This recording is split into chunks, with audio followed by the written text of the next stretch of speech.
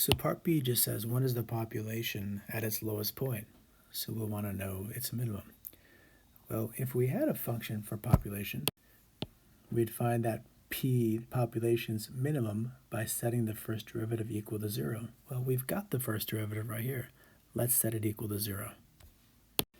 Which of these exponents on t is bigger or smaller? 4/3 is smaller, so the most we can factor out is this common factor of t to the 4/3, and also a factor of 5.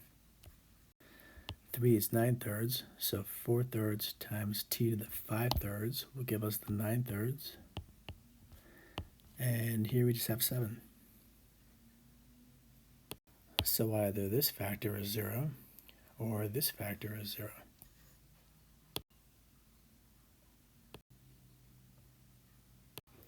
So doing the algebra, we'll have our minimum at about 1.399 years.